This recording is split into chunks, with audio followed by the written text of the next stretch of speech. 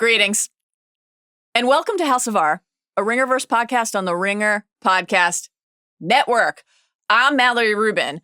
She is... No.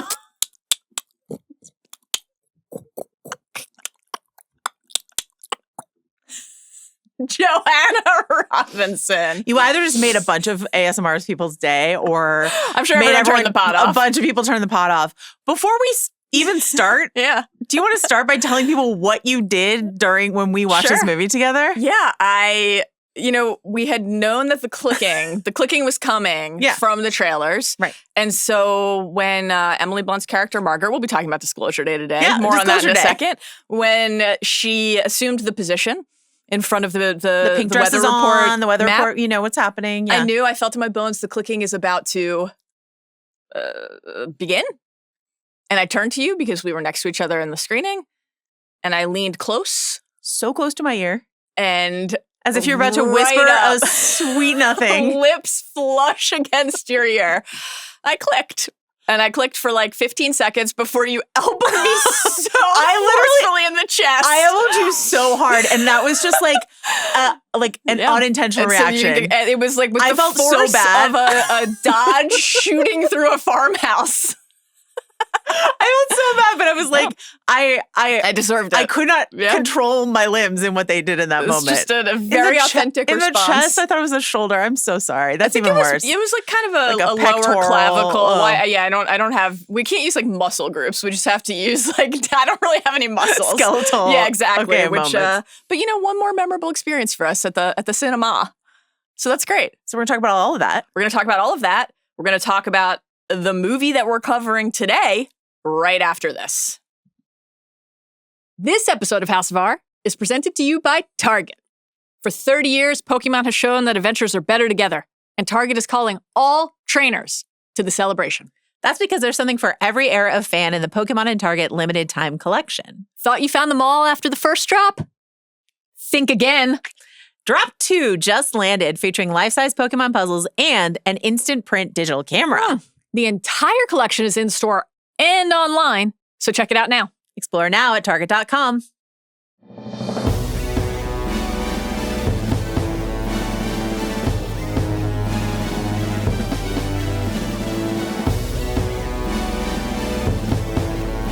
Okay, Joe, actually, before we talk about the movie, we have a mystery of our own to tease. Is it about... Disclosure Day's next week. Yeah, exactly. Is it about alien life? Is it about UFOs? Or is it about something else entirely? We don't typically keep secrets. The thing we do here on the pod is share everything, parse everything. Too much, some would say. Mine everything. For some, certainly too much. But we have some exciting news. We have a reveal of our own. We can't say what it is today, but we can say what it is on Monday. So Monday is Disclosure Day for us. That's right. Tune into the pod. Yes. Lestat. Yeah, you'll have to tune in for Lestat to hear this. Heck yeah. Check out the social if you're not checking out the Lestat pod. No, but check out the Lestat pod. Check out the Lestat pod, but also the socials. It'll be up on the socials. Here's a little hint. Yeah. It's not aliens. No. But it is, I think, a thing we are doing that is the most, could not be more possibly exciting for you, Mallory Rubin, personally. I couldn't conceive of something that would be more exciting. So, drop it is a dream come true. Drop your theories. We love Theory Corner. Drop your theories about what we're about to disclose to all of you on Monday. It's not aliens. No, all of the guesses are probably going to involve Harrison Ford. It's not about Harrison Ford. I mean, we already met Harrison Ford this year. That's just because we've achieved that dream already. Did you look at the yellow? I did, very quickly. All right, so check that out on Monday. Mm-hmm. We're excited to share more then. We can't wait. We're really hyped. It's going to be a blast. Programming reminders, Joe. What else are we potting about over the next few days? Did I mention Lestat? You did. Okay. But mention it again. Lestat. It rules. Yeah, it's amazing. I've previewed that I've added to my vampire costume for some reason. Listen, this is just something we're doing. Dark Knight Rises. We have a special pal and a guest who was at our Disclosure Day screening. Yes. Who is coming on the pod. I don't want to say who it is just in case they fall into a hole and it doesn't happen. So hopefully they won't. Is it Harrison Ford? It's not Harrison Ford. He was not at our Disclosure Day screening. And then House of the Dragon. Whew. Boy, next week. Sheesh. I watched the first episode. I haven't watched yet. I can't wait. I'm so excited. There's an embargo up. I literally can't say anything about it, but I have seen it. And then it's Hot D season. I mean, deep dives, all of it. Busy summer ahead. The set deck is already here. There are drippy candles in the corner waiting to be wheeled out. So I'm excited. Very exciting. I love a candle. We have some flickering candles here with us all the time, which is nice. But it's always amazing when we walk in for Talk to Thrones and the set is like bedecked. It's like walking into the Sept. Great stuff. Can't you wait for like the sort of flea infested pelts to come out? I'm excited. The itchy skin is a really specific Thrones core potting experience. Yeah. Here's how you can follow along if you're wondering. If you're like, great, you just told me about the next few days. What if I want to know everything else that might ever happen? Right. I'd say follow the pod. Why not? Follow on Spotify or wherever you get your podcasts. You can watch full video episodes of House of R and The Midnight Boys. Pew, pew. On Spotify. Incredible. And, of course, on the Ringerverse YouTube channel, so follow there as well. We also have newish Instagram and TikTok handles at House of R Pod on Instagram and TikTok. We've been having a blast. You can see some friends of the pod. Phase 1 Vampire Fangs, and stay tuned for an update there, perhaps. And yes, some friends of the pod. We take some pictures. We have breakouts from the pods. Sometimes there are graphics from drafts or lists. It's a great experience. We'd recommend everyone follow along. It'll be a robust summer. Spoiler warning for today. I think obviously the main spoiler warning is this movie, Disclosure Day. We'll be spoiling from the jump. There's no like pre-spoiler section. Right away, we'll be talking about what happens in the movie. Aliens. It's a yes. If there's a very long period of like, what's this movie going to be about? And then they just put all the aliens in the trailers over the last few weeks, and that ceased being a mystery. Not that it was ever much of one. I think that we should also issue a spoiler warning more broadly for just the Spielberg canon, because part of talking about this movie is considering some of the prior films. I don't really think that's going to be an issue for people. I think people have seen like E.T. and Close Encounters, but Bridge of Spies might get spoiled for you. The Post might get spoiled for you. Oh, you can hear the Baltimore. The Post. The Post. Ooh, The Post. We're going down to the ocean, hon, to talk about journalism. All right, that's it. Those are the spoiler warnings. Those are the programming reminders. That's the tease about a special announcement still to come. hobbitsanddragons@gmail.com. I should say the list. That emails have been robust in the inbox. We have no Disclosure Day emails, so I am curious if the bad babies liked this movie. We have not heard from any of them, so. We're recording on a Friday morning, but presumably some people saw it on Thursday night. Not as many maybe as they didn't run home to email us. Weird. But you have the whole weekend to do so. I care to know. Should we get to the opening snapshot? Let's do it.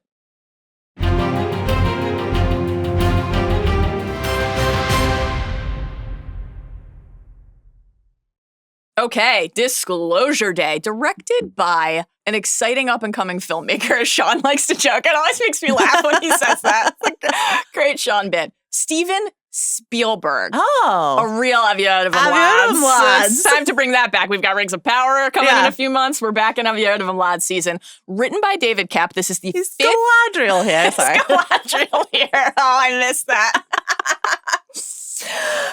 Is Galadriel here in Hot Sauron Who Fucks? Just what a time. What a time to be a Rings fan. And we're gonna be back in that world soon. It's excited. It's Lord of the Rings fall. And it sure is. I have a lot of plans. It sure is. This movie was also scored by someone else you might have heard of. John Williams. How old is he? He is in his 80s. He is quite old. Yeah, doing great. Steven Spielberg had to like beg him to do this movie. And guess what? The score of this movie rules. Score's great. And I don't know if it was just John Williams or John Williams and his merry band of like assistants or whatever, but whoever was in the mix here, crushed. Sounded great. Always a delight to have a John Williams score. And when he and Spielberg worked together for what, 30 sometimes now? Is that right? I think it might be. Is it 30 collabs? I think it might be. Certainly more than like the high 20s. That's always a treat. This movie is 2 hours and 25 minutes. Lengthy. Long movie. Mm-hmm. Long movie. Now we do long podcasts, so we're not here to knock a runtime, but we're observing it with interest. Noting. Joanna. Again, it's Friday morning, so we don't have the distance we sometimes have. Though this has become more common for us, I will say, the Friday pod. And maybe it'll just be what we do moving forward. Who the fuck knows? Obviously, a lot of that is schedule dependent and screening dependent and everything else. We sometimes know what was the box office yield. We've got like more of the score check-ins and stuff, just for a barometer, not that we ever put too much stock in that. But early still, however, just a quick kind of temp check. Rotten Tomatoes, deeply flawed metric. Thank you. 82 critic score and 74 on the old popcorn meter for the viewing public. Metacritic, 74. We didn't see a cinema score yet by the time we not yet posted. Sat to pod. Yeah. Box office tracking, also just way too early to say, but the indicators are that this is tracking for like 35 million domestic, 65 global. The movie had a $115 million budget. Yeah. So what's your assessment of those stats? I would say a lukewarmish, fun, time at the movies sort of, right, reaction? Yes. Not a hard negative. Some people really dislike this movie. Yes, and some people love this movie. Some people love this movie, though even the people who love this movie, I do not think would put it in like their top rankings of a Spielberg movie. I would be actually fascinated to see what the case was. That would be a wild move. Yeah. But yeah, I think some people really enjoyed themselves and it felt sort of nostalgic to them. And then some people are like, hey man, there's many times this plot makes no sense. Yeah. And so that I think that's where you get 74, right? Yeah, I was curious after the critic score came out and the reviews started surfacing this week to see whether the audience response was more favorable, less favorable, comparable, because you kind of could see it going either way where people are just so delighted. It's always an event when there's a new Steven Spielberg movie, and it's been like almost half a decade since Fabelmans. That's actually a long time between Spielberg films, right? Sure. It's certainly been a long time since he has returned to what is a central focus and through line of his work, which we'll talk about more in a few minutes. The idea of alien life, the idea of visitors on Earth specifically, et cetera. We'll talk about where Disclosure Day kind of fits into that oeuvre. I am not surprised. Those numbers feel right to me. I think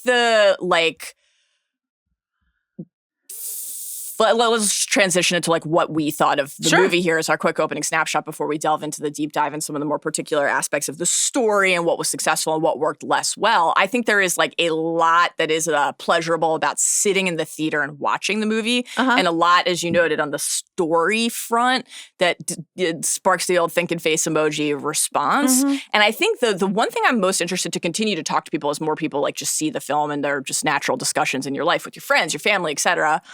The thing I'm personally most interested to track, and the thing that I think ultimately personally bumping on the most, is why go back to the well if there's not more that feels like fresh and new to say. That surprised me with the movie. Like one of the first things I said to you guys when we left the screening was, did anyone else think there was going to be like more there? Right. And I did have fun at the movie ultimately, and like I think some of it worked quite well as an action chase propulsive slurping and clicking in my ear and getting a contusion on your chest. Very, very memorable.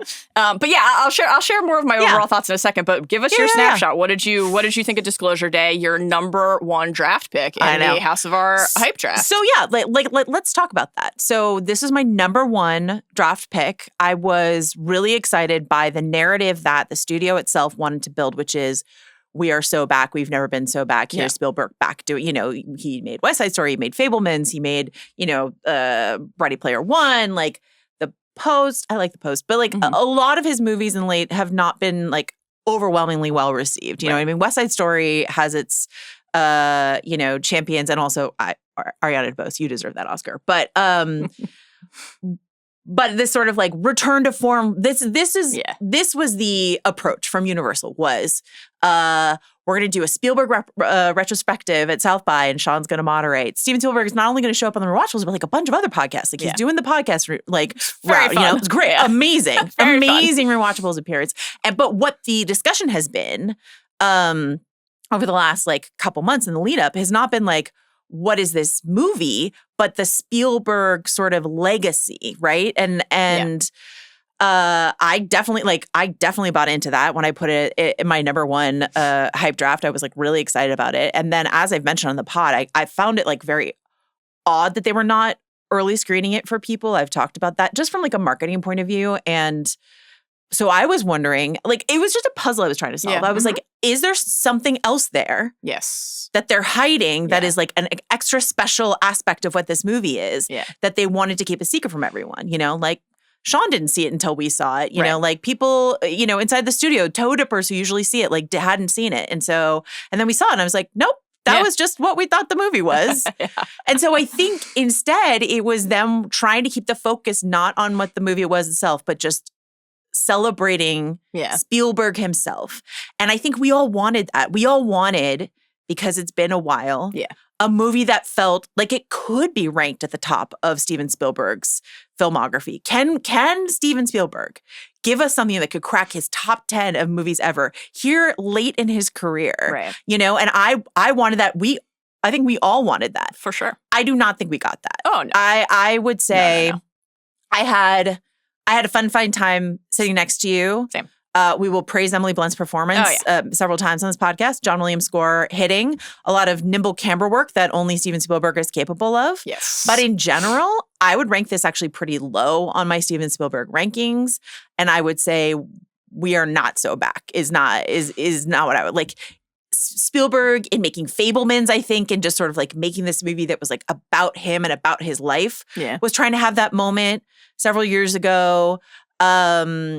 And trying to have that moment again. Like, I think he and Universal, which is like his home studio, really want to have this like Spielberg, a master across his entire filmography. Sort of like when Mad Max Fury Road came out and we're like, wow, George Miller, you still got it. That's incredible. Yeah. Then he made Furiosa and we're like, sometimes, you know? And so I just don't think this achieved that. And maybe that's unfair expectations, but I feel like that's the expectations that were set by the way it was ushered into the world. Do you know?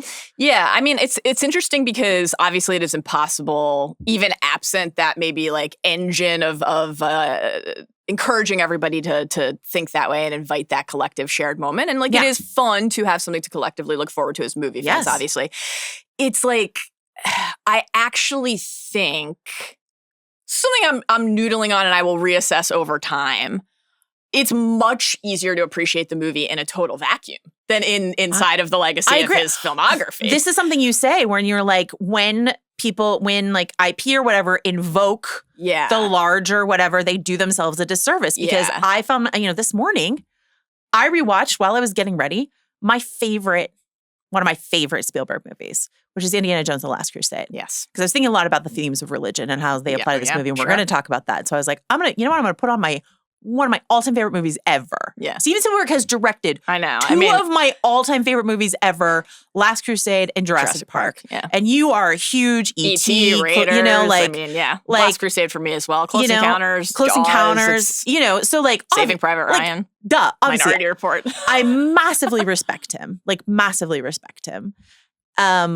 But to your point, is he doing himself and are they doing themselves a disservice by invoking Close Encounters, invoking E.T., Yeah, I think that the top 10, and everybody's top 10 varies a little bit, but obviously there's some consensus around Spielberg's best movies because they are also some of the best and most important and influential movies ever made. Ever. So that is just definitionally going to be a tier that is very hard to crack. I've seen the movie twice. We saw it a few weeks ago with a lot of our Ringer pals, media pals, and I had fun watching it. I think the action of the movie, the filmmaking is like really gripping. Mm-hmm. Some of the oneers, the swinging cameras. The cast is full of performers that we love, and some of the performances from those actors are just like amazingly good. Like the Emily Blunt performance, as you already noted, is really wonderful and like incredibly pleasant to watch. And just like exciting. Emily Blunt is actually delivering what I wanted from Spielberg, which is like, I actually didn't know Emily Blunt still had that in her. Yes, there is something unlocked in that performance that is like varied and multifaceted and just really delightful. And it gives you that, the spirit of play, right? Mm-hmm. And so you're parsing very challenging and interesting and deep ideas about not only our role in our relationships, families, communities, jobs, but in the universe. Yeah. But you're like making us laugh while we're doing it. We're swinging through states in the geography of this like deep Americana, moving from the political seat of like the Virginia, Maryland, DC area, but then still in a very Close Encounters way, rooting in the like, Heartland, Missouri, Indiana heartland. That all I thought was like very effective, really good.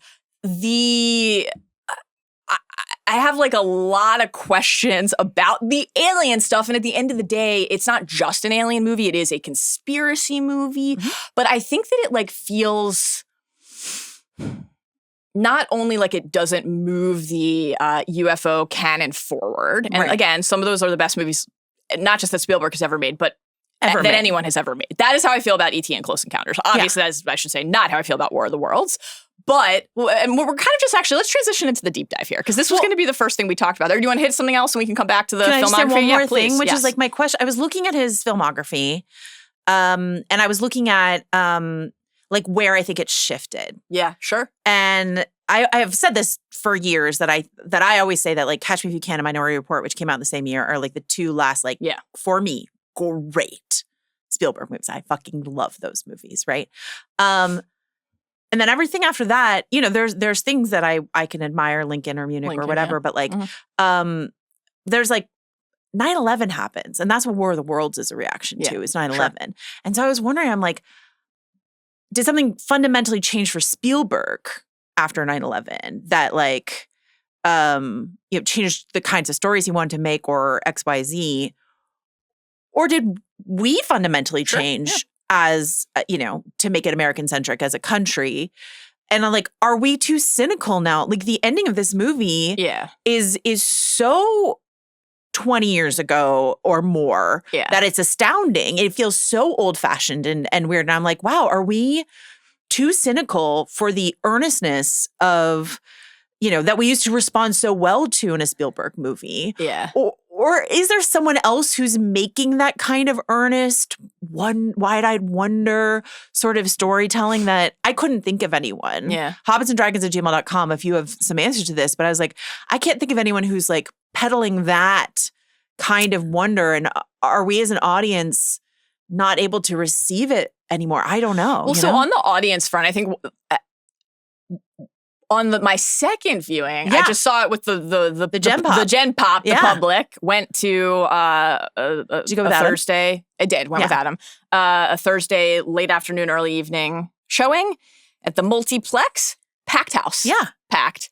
And people seemed like they were having a great time. Like a really, really good time. That's what Carlos said, our producer, that his screening was like really into it and stuff like that. There is the sort of like LA bubble for sure, aspect. And also that maybe the people who are inclined to go on day one, maybe they're likely to be most disappointed, but also most inclined to say, I'm just delighted to be watching a Spielberg movie. Like the guy next to me was, I thought maybe having one of the best 2.5 hours of his life. I love that. Everyone in the theater clapped when the movie ended. Like there was a round of applause before people got up and left their seats, even when the lights came on to indicate there's nothing coming after the credits. Like you don't have to wait. People were sitting there clapping. So I do think that there will be plenty of people who love the movie, and there were things in it that I quite enjoyed, and I'm glad that we have a new Spielberg movie. I'm always glad when we have a new Spielberg movie.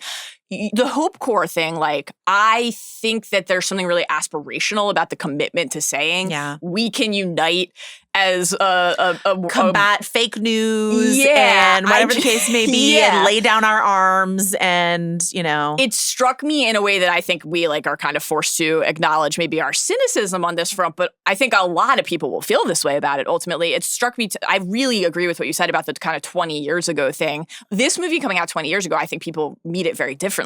It does not, to me, in a few different ways, feel of the moment and like of 2026. The local news, broadcast news aspect, but the just way the people of the world received this. And, I think there's something like, it's not like pure Hope Corps, right? I mean, obviously, and this is a through line of Spielberg's work, there's the like, more often than not in a Spielberg movie, right? And this is not true in War of the Worlds, but that's not his story. That's an H.G. Wells story that he directed an adaptation of. That's not the same thing. It's like, he's like, I want to tell the story in Close Encounters. I want to tell the story in E.T. I want to tell the story in Disclosure Day. These are from his mind. Right.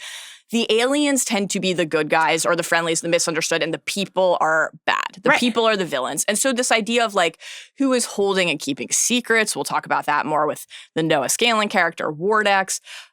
There are plenty of interrogations of the failings of humanity, but the movie ends in a place of like, we can all rally around the recognition that this is bad and wrong, and the treatment of these visitors is bad and wrong in a way that lamentably didn't strike me as credible. I know. Especially when an aspect of the story is like the seduction and abduction of children and like traumatizing them. Yes. And like, and taking over, like taking control of them in a way that is just sort of like actually fairly sinister. Like E.T. is not sinister to me at all, but this is fairly sinister. Like when I watch the footage at the end of this movie, I'm like, these poor visitors, how could they be treated thus by, you know, our shady organizations and stuff like that, obviously. When the like, you know, they wheel out the sort of like decrepit old, you know, alien, you know, I want to believe that, that, you know, they wish us well. Yeah. But like the story itself has aspects that contradict that. I don't know. To your point about Hope Corps, I mean, it's that moment in the film where everyone around the world, which is impossible, but like let's just pretend. Yes. Everyone around the world is both watching this and believing it and is changing something fundamentally in them. And I was thinking about, I really like when that happens in a movie. We recently watched The Martian. Everyone on Earth is cheering for this one man to get home. Or like in the 90s, like The Truman Show or Ed TV, these moments where like everyone's watching and everyone's rooting for something. We are all united in something. This doesn't exist in this other 2026 movie, but I think Project Hail Mary has like this Hope Corps aspect to it, but it's not asking us to buy into the larger good of the world, but like what can these two individuals do if they open themselves up to something? Yes. Versus like my absolute cynicism about the state of humanity now, just like really banging in my head at the end of this movie, unfortunately. Yeah. Whereas tears streaming down my face, big smile on my face during Project Hail Mary. Yes. So I don't know. It's interesting. And I'll be so curious what the sort of like enduring legacy of this movie is. If the audience that you saw it with yesterday is the general like reaction, if this feels like it endures beyond this opening weekend sort of moment, or if it will just be like a 74 fun time at the movies that I don't really that feels remember. The latter feels much more likely. And I think like some of that is because what will the conversation around it be? When will people come to it? What will they find to then like recommend it in it to recommend? And you know, one of the things we talk about this across many of our movie pods in particular, but also like with an episode of TV, I tend to have an experience where I'm like, I watch something for the first time and I mean, sometimes I'm like, I genuinely loved it. Sometimes I'm like, what the fuck was that? Right. Often I'm like, there's a lot to process on first viewing, and I look forward to going back to it a second time to really figure out how I feel about it. That's a luxury that we have as we're prepping for our podcast. I often find myself appreciating something more the more I go back to it. That's not what happened for me here, in part because of what we've already outlined, which is like so much of my first viewing was really like, what is the big insight, the big idea that remains to be discovered in the final act of this film. That didn't come. Right. And so then it's like, okay, I did still, I had a lot of like, when Colin Firth says, we'll talk later about how hurtful this has all been, like I'm cracking up in my seat, right? When Emily Blunt, when Margaret is begging Wyatt Russell Jackson to just run over the cell phone. I'm like, this is just a fucking great time at the movies. Yeah. You know, there's a lot that is like really pleasant to just sit in your seat at the theater and watch, and it feels good to have that experience. But because I knew actually that there was nothing more for the film disclosure day to disclose to me ultimately, then I found myself actually slightly more hung up the second time around on the flaws. So I think like on balance, You 74 it. Yeah, I laughed. Again, that feels right to me. Like I enjoyed the movie, and I do really like thinking about it kind of intellectually as a continuation of this core text and aspect of existence that Spielberg is so interested in returning to. That's fascinating to me. I think my favorite thing about it, which is what Universal wanted me to do, is like how it's made me think about other Spielberg movies. Yes, exactly. And what I loved in them and what he did so well. Like, why was this so much more effective? Yeah. These various themes. And there's so much in here. Like, one of my professors in college when we were studying Shakespeare, she said, I remember this because we made fun of it forever. She's like, in his last play, not that this is not Spielberg's last movie necessarily, but she's like, in his last play, The Tempest, Shakespeare put in everything, including the kitchen sink. And we were just like, what are you talking about? What you want to say is that he put a little piece of all the things that have been interesting to him, storytelling-wise, over his playwriting career into The Tempest. Including the kitchen sink was a really weird thing to say because there's no kitchen sink in this play. Anyway, regardless. That's how I felt here. We'll talk, we can get into the deep dive, but like the UFOs, the religiosity, the role of the filmmaker and the storyteller and how we understand the shadowy organizations, the way it's a chase movie, the way it's a journalism movie, like all this sort of stuff. I'm like, here are, little Patrick appreciations. When I was talking to our pal Eric Voss outside, we were talking about the train sequence. Yes. And I was like, it was kicking Last Crusade for me. And he was like, he was like, with the pianos, it was kicking Fabelmans for me. Yes. He's like, there's the pianos, there's his mom's pianos. Yeah. And I'm like, it's just all in there. This is just sort of like a memory Patrick quilt of the entireness of his career. But the quilt itself is not as interesting as any of these individual or the best of these individual patches, I really agree. Let's get to the deep dive and linger for just another moment on prior Spielberg masterpieces. Would love to.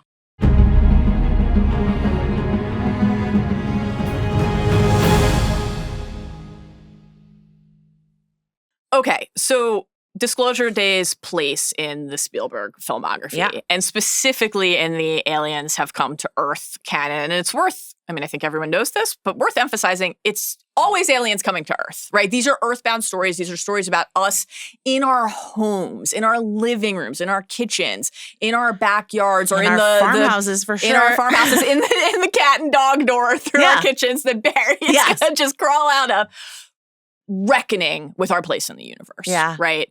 And that is something that I'm really enjoying thinking about over decades now. Yeah, of film. Like Close Encounters came out in '77, right? E.T. came out in '82.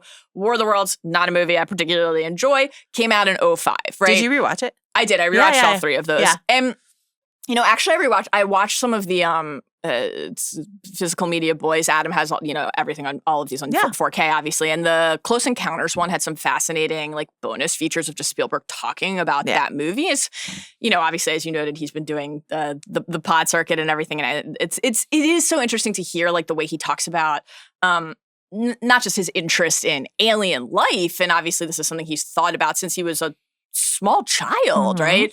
But also the way he thinks about science fiction. This is really interesting. If you go back to watch some of these Close Encounters, I want your ranking on these. And so Crystal Skull on the ET. Yeah, on the ET. Crystal Skull is also, you could definitely say, an alien movie, right? Yeah. But that's different. It's an indie movie more than it's an alien movie. I have not seen Firelight, that very early movie, but as I understand it, that is also a alien movie.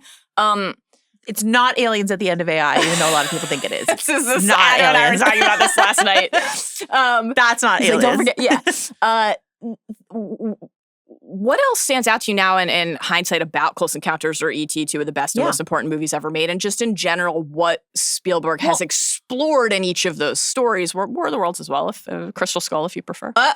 Close Encounters is by far away my favorite. Yeah. I watched it actually a little late. There's a couple of Spielberg classics that I came to a little late in my sort of film studies life. Jaws, actually, I kind of watched a little later. And same actually. And I saw Close Encounters as a re-release on the big screen, and I was just overwhelmed. Oh my God, I've never seen it on the big screen. I'm jealous. A girl is playing this. I have tickets. Damn. No, but let's go. It's playing this summer. It's playing on Father's Day, actually, which I think is really funny at the 70mm festival. Incredible.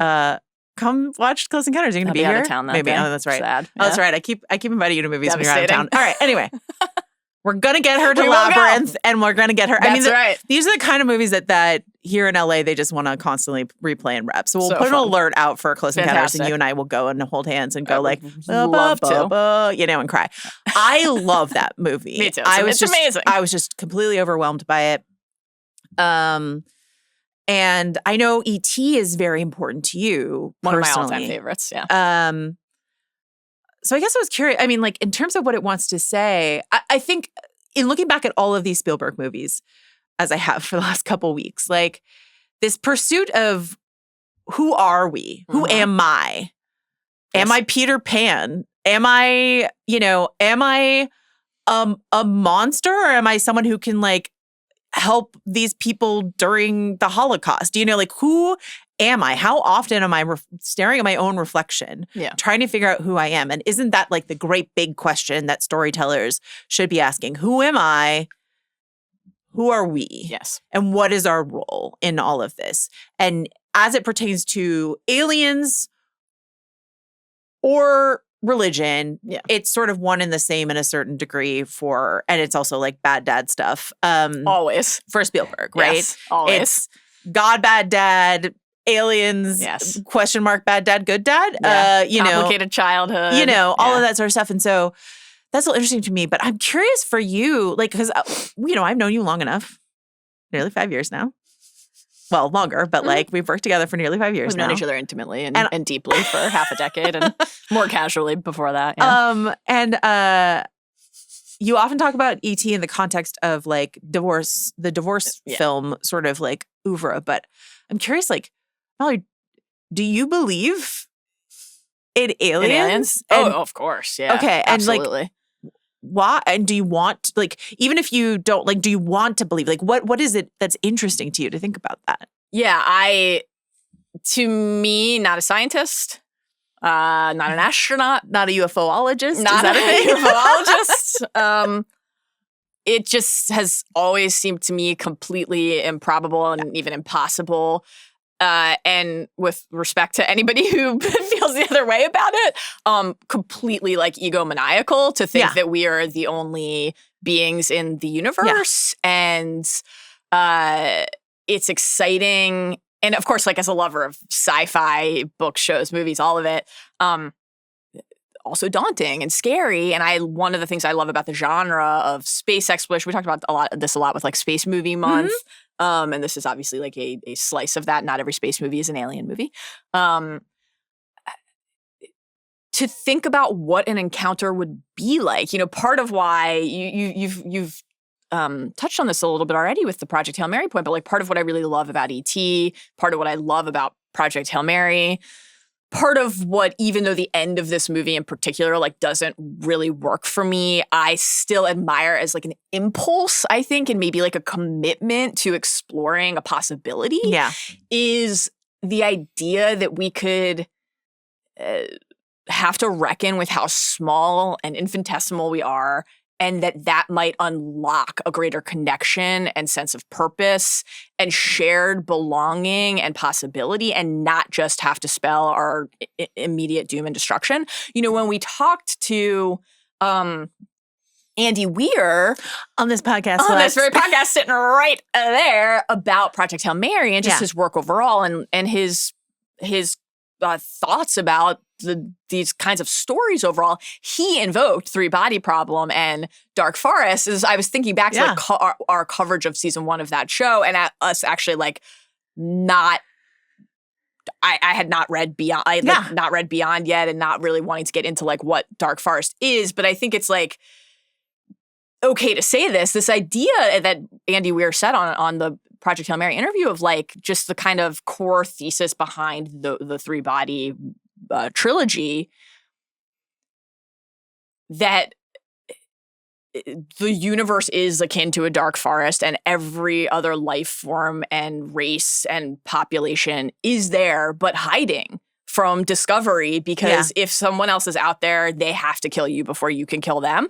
I find that actually fascinating, and I'm really excited to see like the next season of that show and to keep reading those stories. I think that is like very upsetting to confront, but strikes me as like a credible thesis, right? I think the idea that Grace and Rocky could come across each other out in a quest to save their respective civilizations from certain peril and decide that they would be able to do that more wholly and more successfully together, and also that they would care about saving each other more than anyone else at the end, is like so lovely and heartening. And I like that the genre allows us to explore all of those things. What I love about that is that the human impulse, Ryland's impulse is he sees a UFO, a different ship, and he's like, I don't want, like, scary. hiding, running. Scary. What is coming out? Is it? Are you throwing a bomb at me? Were you throwing a weapon? What do Elliot and E.T. do the first time they see each other? Scream. Yeah, but it's like Rocky's desire for connection and understanding and finding an environment that they can both coexist in and a way to communicate with each other and like all that sort of stuff like that. Yes, totally. Forges that bond and builds that bridge. But the human impulse is to mistrust and fear. Mistrust in the dark forest and all of that. I love thinking about, because there are so many perfect Spielberg movies. Yeah. When people say what their favorites are, like I was on the big pick for both West Side Story and Fabelmans, where we were like talking about like that was a gajillion years ago, but like talking about you guys did a ranking. We did a ranking of Spielberg, and I had to like fight to get Last Crusade towards the top and stuff like that. It was important work, very important to me. And to me as well. I'm glad you stood your ground. But like for some people it's Jaws, and for some people, and I just like thinking about why for you, Mallory Rubin, it's these alien movies, the Close Encounters and E.T. specifically. Yeah. Not that there's the only ones, but those are the ones I hear you talk about a lot. And I just think that that's fun to think about as like almost like a Myers-Briggs of Spielberg movies for people. It's hard for me. I would probably put Raiders. I don't know. It's almost impossible to do the top 10. Like Raiders would probably be second for me, actually, before Close Encounters, I think. But the top 4 for me is definitely Raiders, Last Crusade, Close Encounters, and E.T. And then it's just a really crowded field from there to get to 10. And you're like, damn, can we extend from 5 to 10, from 10 to 15? And then, you've made your peace with it. Like I also love Jurassic Park, and that was a really formative movie for me when I was young. Like you, I came to Jaws later, but certainly appreciate it. Saving Private Ryan, I remember like the first time I heard the air leave the lung. I love Minority Report. Like it's Schindler's List. Like the list is obviously really long. E.T. is like a seminal movie in my life. I think what you mentioned about the child of divorce stuff and like that being a genre I really love overall. But like, I don't know, there was something even bigger than that. I mean, yes, the idea, and obviously Spielberg over the years has talked many times very beautifully and openly about this like imaginary friend and why he wanted to tell the story about this imaginary friend who was such a central part of him navigating his own childhood, right? And feeling of loneliness. And the idea that an alien could wind up in your yard and become your friend, and that the connection could be literalized in that way, right? Where your like life forces were melded. As you know, my big note on E.T. has always been Reese's Pieces. Not a fan. Disgusting. Not a fan. But the thing I was actually going to mention earlier about the Close Encounters commentary that I was like, it was just it. And I think that Spielberg has kind of amended this a little bit over time, but basically he's like, I don't really think of it as science fiction because it's fact to me.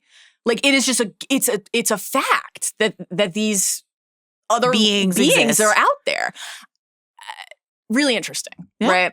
Now we love to obviously invoke the, magic is like science we just don't understand yet, or the C. Clarke idea, obviously. But E.T., the idea that like the way that the bedroom, Elliot's room, and the closet connecting the kids' rooms in particular became this. It was the most perfect kind of heightened version of like a fort you could build, like a castle you could build, right? A sandcastle you could build, how you could use like a clubhouse in your yard or anything like that. The idea that your space could become the center of how your imagination could be given form was just always like so incredible, you know? And even like the asshole kids, the Mike's friends who are like dicks to Elliot at the beginning when he wants to get into the campaign and they won't let him go get the pizza. Even they at the end, and very now to us, like, Stranger Things, kids on bikes, obviously the core Amblin fashion, like even they are rallying around.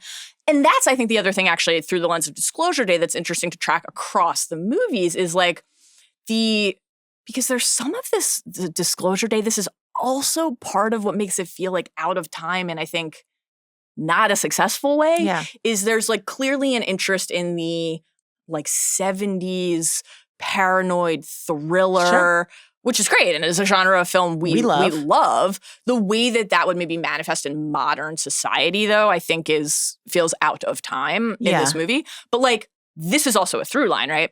The jangling keys, the adults in E.T., other than obviously Mom, until the end, until the third act, are never seen. We don't see their faces. We just see the threat of how big they are. They're bigger than Elliot can see. Fuck you, They're Peter bigger Coyote. than E.T. Yeah, Peter. And then to realize that Peter Coyote's character is not just this jangling key threat, but is like, I don't want him to die either, is a real moment of revelation, right? It's a version of growing up. Yeah. And like what informed for his character, the way he says, like, I've wanted this. This has been my dream since I was 10 to like meet an alien, right? Well, what will Elliot's version of that be when he's older, et cetera? You know, obviously for a long time when the trailers for Disclosure Day and the marketing started to come out, there was, in part, I think because of, you know, the farmhouse, which is not literally the Close Encounters farmhouse, but looks so much like it that it's you obviously leaned intentional. over to Sean when that house came up. Close, and it's, and you know, and they, as a Marylander, I was delighted that we got like name checks for Silver Springs and Sykesville. Like, this is not the Close Encounters house. That's not in Indiana, even though we do go to Indiana elsewhere in the movie.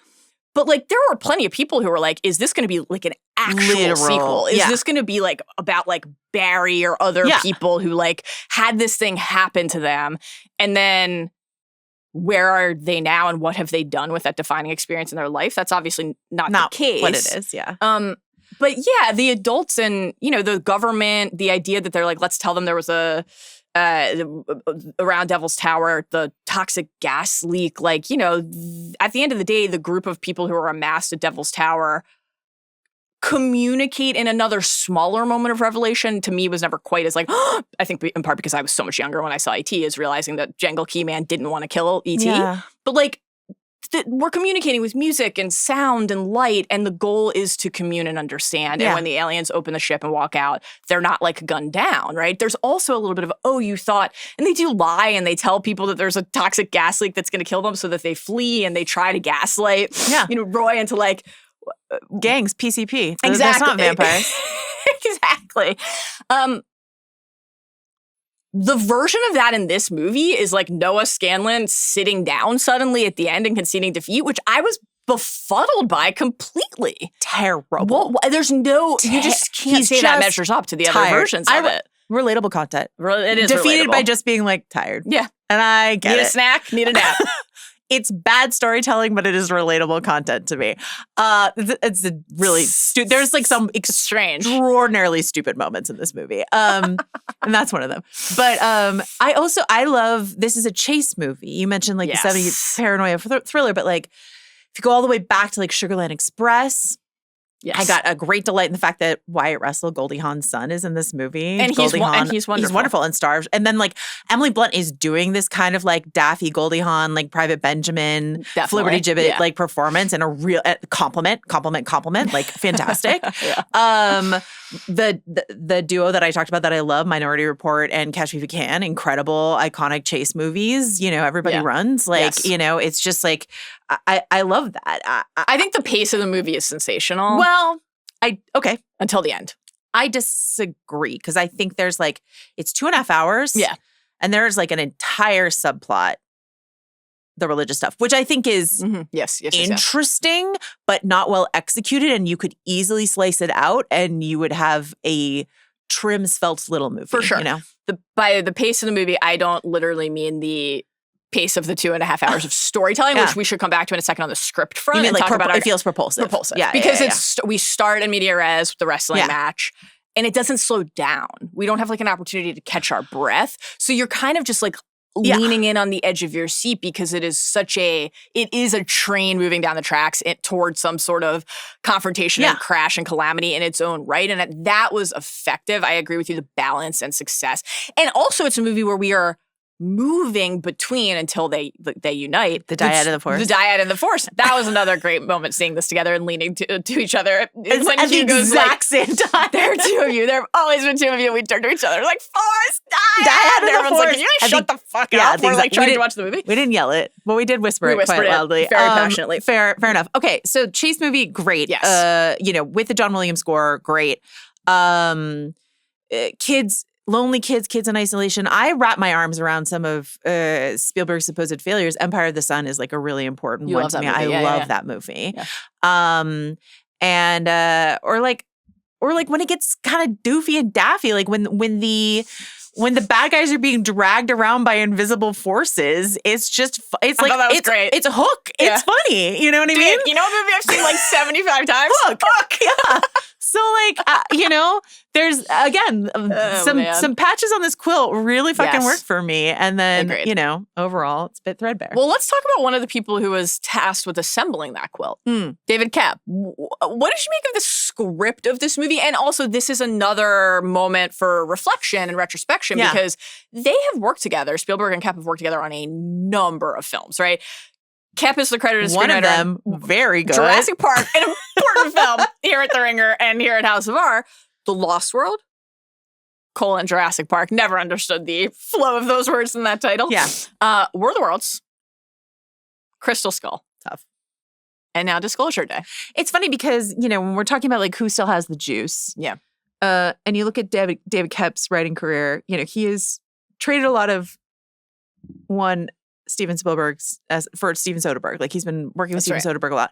He wrote Black Bag, which is actually one of my favorite movies last year. It's the movie I picked on the Big Pick, like best movies of the year so far. I picked Black Bag. Like it's a taut, sexy little spy thriller. It is just like perfect. It's lean and it's like it's lean, mean, and it's perfect. And so I was like, how can David Koepp write that? And then also this. I don't understand. I think the script of this is quite flimsy and bad. And I think the visual storytelling, which is what Spielberg is really good, like the nimbleness of his camera, which we'll talk about, like incredible. John Williams score, incredible. Some of the performances, incredible. I love that it starts in medias res. I love that we're like in this like moment with Josh O'Connor. Like it's great. I'm like, what's going on? What's the thing? Who's Jane? Like what's happening?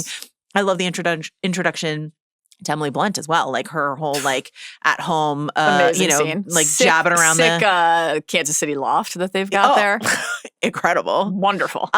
So there's things I like, but overall, I think the script is the biggest problem. Was of this there movie. A character either in terms of the expositional load or just the actual like quality of the dialogue who you felt was maybe most poorly served by the script? It has to be Hugo Wakefield, played by Coleman Domingo, who makes the best as he always does. I mean, he's always just I just finished a season of Euphoria where I was like, Coleman Domingo, no notes for you, sir. Lots of notes elsewhere, but no notes for you.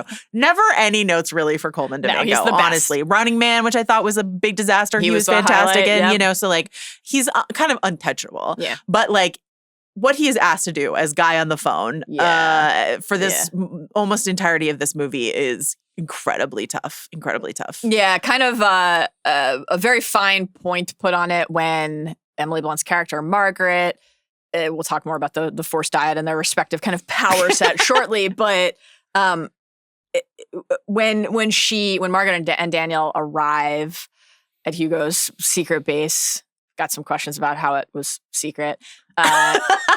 That was really weird because the diving and the using the sonic screwdriver, magic wand, the device to dive was actually, I thought, cool and very neat. Yeah. And I really, really liked the Jane Scanlan scenes in particular. Yeah. They were like really creepy in a good way. Yeah. But like Hugo knows that that's about to happen, so he tells everyone to leave, right? And then two of the disciples come in, and so Scanlan pulls himself out, and he's like, those guys, and they all get to work. I'm like, but you knew the 12 people who didn't show up to work already. You weren't checking their... That just doesn't make sense. That's like bizarre as a bit of scripting. And it's not even like the most bizarre thing that happens in this movie. When Margaret walks up to them, just upload the files to the internet. Well, that obviously is just it just is crazy. It's crazy. We love news. We love local news. We are two journalists. We love that this is a pro news film. Yes. I was like, wow, Steven Spielberg is out here fighting for journalism. Great. I love that. It's definitely not how it would happen in 2026. What you would do. No. Margaret won't make eye contact with Hugo right away, and she says out loud in the movie, "You're the guy who knows everything." You're the guy who knows everything. It's like, oh, come on, guys. Really? You just said the thing. I actually think because Josh O'Connor is one of my favorite actors. I think he is I agree. Since The Crown. Yeah.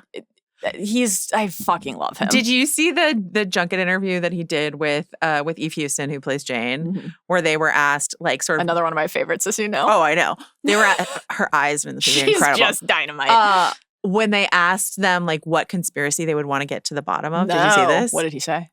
It's not what he said. It's what she said. They were sitting side by side, and she goes, "Princess Diana," and he's like, "What do you mean?" And she looked at him, and she's like. He just like started dying laughing. Like it was really good. She is so good in The Nick, and I think one of the best parts of Bad Sisters. She's just you love her. I think she's kind of a comic genius, actually. Like especially in Bad Sisters, what they do with Becca. I really love her. Josh O'Connor is a wonderful performer. I think he's great. He's still really good in the movie, but he also has to carry some clunky lines. I think he's pretty wasteful. He and Jane have to interact in a way that two people who are in a relationship and care about each other enough to go do this thing together. Neither of them bails on the other. He doesn't say, oh, well, you have like Jane, that's not enough for me to basically show up with this backpack and try to hold on to the device. Or like once he knows she's been taken over. Right. He's like, it wasn't you. He doesn't abandon, he doesn't like part ways with her. I'm going to let you stay in the next bed. I'm going to tie your hands up. Yes, but I will hold the paper in the hand with the hotel name on it, even though I put everything else away. And I will not blindfold you. We tied the hands and we didn't close the eyes. Yeah, and she is just facing him. It's a good note. Also, like, lean into the kink at that point, you know? Why not? Invite Colin Firth into your relationship. Oh my God, I mean, that would be great. They end up kind of, and you know, it's they're learning things about each other. That's the cover is this, they both have their secrets. She was going to become a nun and didn't tell them. He is going to be the whistleblower for the biggest reveal in the history of humanity. Not exactly one-to-one, but we all have our own versions of those things. Yeah. There's some charm in a sequence like that when he's like, you were going to be a nun. And she's like, we've had sex. What do you think? Again, I think she's just wonderful. But the way that, you know, when I got out of prison for my cyber crimes is just like kind of a tough bit of exposition to have to unload in a scene. I think okay, so looking at Last Crusade or Jurassic Park, if you prefer, like two of the best movies ever made. We anchor this journey inside of relationship journeys, right? And so for like Sam Neill and the kids, it's like, do I hate kids? No, actually, do I have a place in this world where I am interested? It is a father-child thing in a certain way. Sure. Last Crusade, it's entirely a father. You have this great story that is just hinged entire. Indy's on this mission to find his dad. Yep. He only goes through the trials because they shot Sean Connery. Correct. And he's got to like pour some magical hydrogen peroxide on the wound. Like all of that is so personal. Yes. Yeah. Which is just delicious. In this, you know, situationally, like I could tell that he cared about Jane right away because the plot was like, he's doing everything he can to like get her out of this situation despite the high stakes of this, you know, MacGuffin that he's carrying. Yes. Like that's all there. But like the movie then veers away from his relationship to her to like his connection to Emily Blunt's character, and not like you can't sort of move through things. But in like a road movie, if you're thinking about like The Bourne Identity or something like that, like a road movie should be about like, what are these two people and what are they learning about each other? Like I would really have liked if maybe it's Emily Blunt and Josh O'Connor from the beginning and they like don't understand why they have this connection and are figuring it out and why are we a dyad in the forest and all this sort of stuff like that. Or you know, it's about the relationship between Jane and Kellner, but that's sort of just dropped in a way that is confusing to me. So I don't know. Josh O'Connor, this is just not what I get why you cast him because he has for sure. He's so talented in general, but he also has that childlike face that sort of like he can do that childlike one. And we'll talk about the Spielberg face a bit more later. But like, I get why you cast him, but I just don't think they used him to the best of his abilities, and he could do so much. Emily Blunt, however. Just an unbelievable performance. It's sensational. Will she get nominated for an Oscar? She should. She should. I hope she does. Golden Globe for sure. Golden Globe for sure. It sort of depends on how. I can see Disclosure Day being a big Golden Globes movie for sure. Oh yeah, the Hollywood Foreign Press is so excited about Disclosure Day, but this is.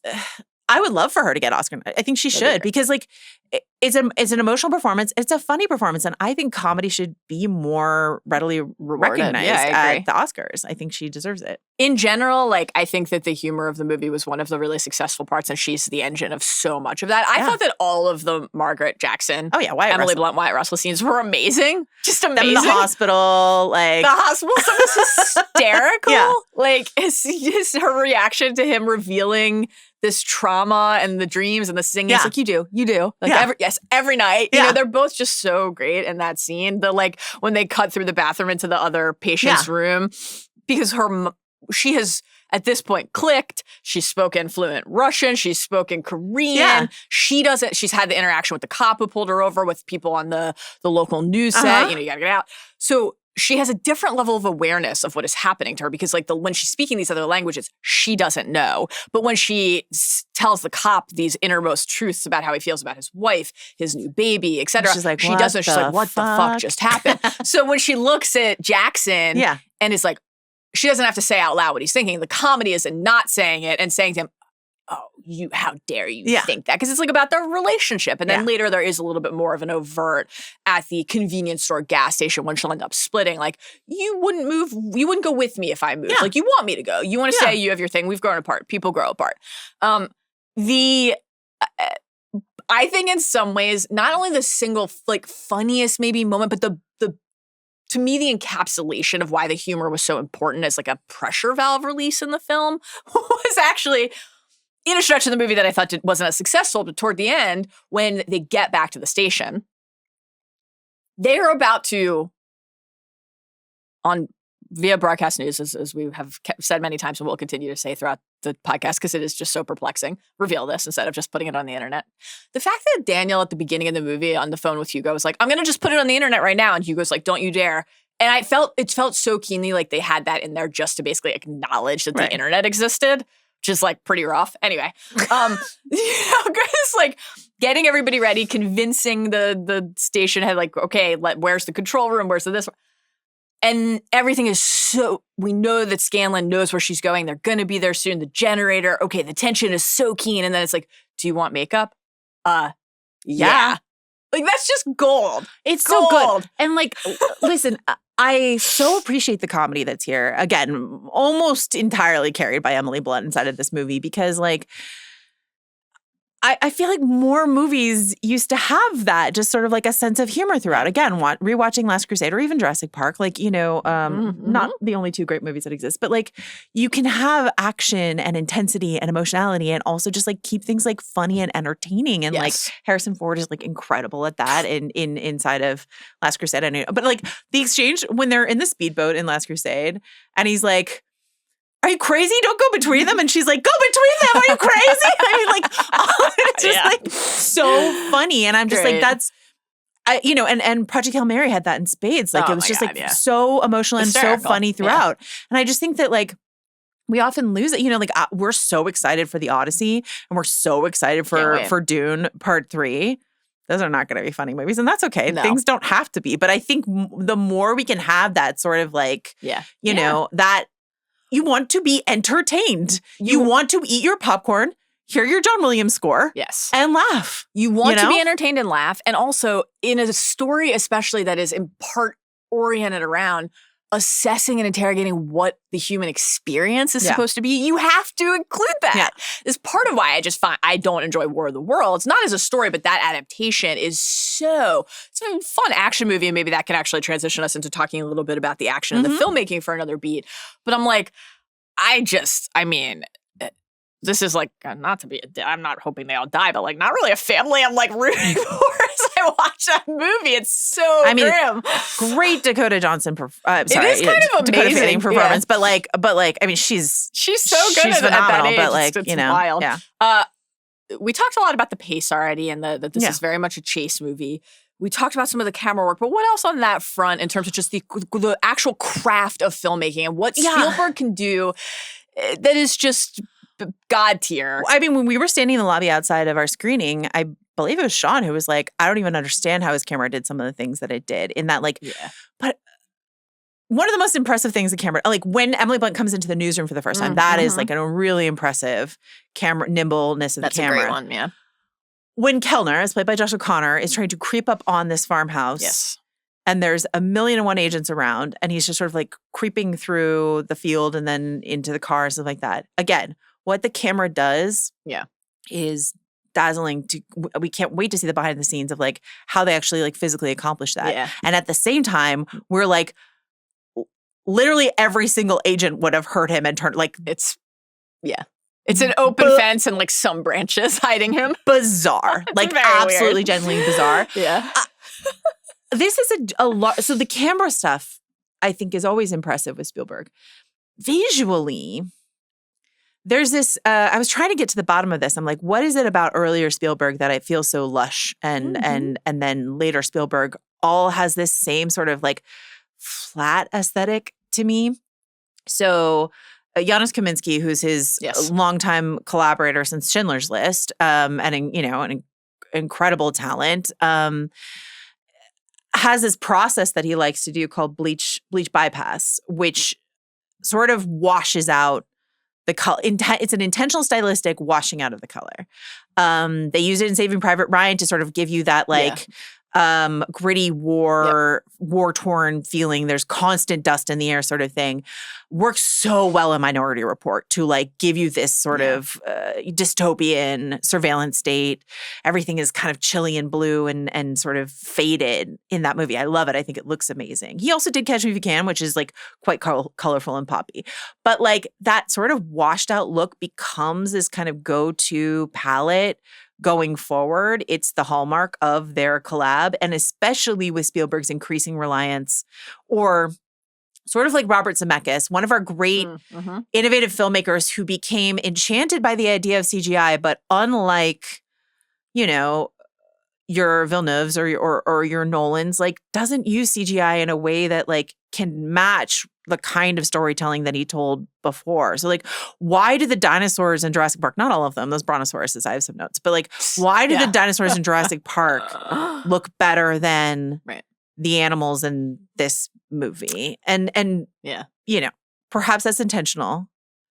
I think the most charitable possible explanation is that the CGI fox, the cardinals, the deer, the raccoon, shout out that raccoon, are like alien hallucinations. Right. The aliens choose to present as as animals in order to like soothe the children they're abducting. Yeah. /choosing. Is that an alien then? Is the bird that comes into her beautiful loft in Kansas City on a Weather Girls salary. Is that an alien, or is that just a bird that reminds her of her alien experiences? No, I think definitely that's an alien that's like because that's when her activation happens. So for Daniel, because they have this shared forced dyad moment when they're 10, right, when they're children, and then he unlocks earlier, as we learn in a super smoothly delivered bit of exposition about like, well, in college you were flunking and doing a lot of ketamine and couldn't